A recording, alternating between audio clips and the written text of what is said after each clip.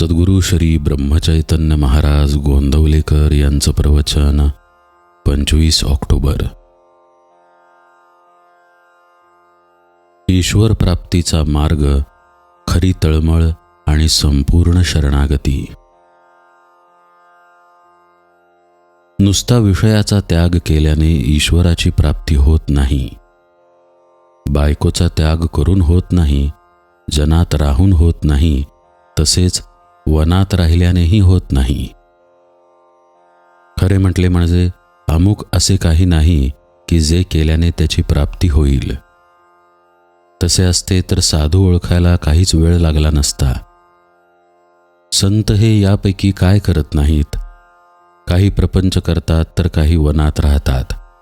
म्हणून काय की अमुकच केले म्हणजे ईश्वराची प्राप्ती होते असे नाही. मग असे काय आहे की जे केल्याने त्याची प्राप्ती होते? तर त्यासाठी एकच लागते, ते म्हणजे ईश्वराची प्राप्ती व्हावी ही मनापासून तळमळ लागली पाहिजे.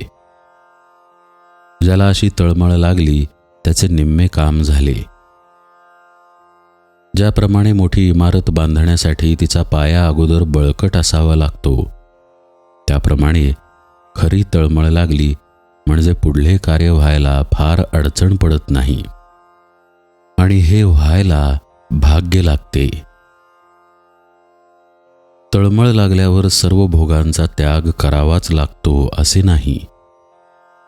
आपण रामाचे आहोत असे आपल्याला मनापासून वाटले पाहिजे आणि त्याला शरण जाऊन आपण त्याचे आहोत असे वागले पाहिजे. म्हणजे मनाने त्याचे झाले पाहिजे. असे करण्याने आपला प्रपंच बिघडेल असे वाटते का? आपण नोकरी करतो त्यावेळेस अंमलदाराबद्दल आपले चांगले मत असते का? तो आपल्याला मनाने आवडत नसूनही आपण देहाने त्याचे काम करतोच की नाही? तसे आपण मनाने रामाचे आहोत असे ठरवून देहाने प्रपंच करावा, म्हणजे प्रपंच न बिघडता उलट चांगला होतो. कारण आपण ज्याला शरण गेलो त्याला त्याची लाज असते. विभीषण रामाला शरण आला तेव्हा त्याला मारून टाकावा असेच बाकीच्यांनी सांगितले. तरी पण रामाने सांगितले की जो मला शरण आला त्याचे रक्षण करणे माझे काम आहे.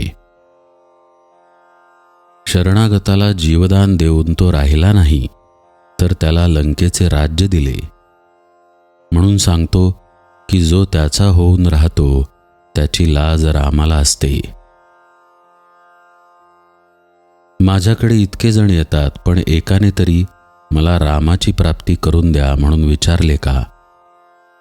मी आलो आहे तो काय तुमचे विषय पुरवण्यासाठी? समजा एक जण चोरी करायला निघाला आणि वाटेत त्याला मारुतीचे देऊळ लागले. तिथे जाऊन मारुतीला नवस केला की मला जर आज चोरीत यश आले तर मी तुझ्या देवळावर सोन्याचा कळस चढवीन. तर आता सांगा, त्याला मारुतीने काय द्यावे? त्याने त्याच्या नवसाला पावावे असे तुम्हाला वाटते का? जर नाही तर तुम्ही विषय मागितले आणि मी ते दिले नाहीत तर मला दोष का देता?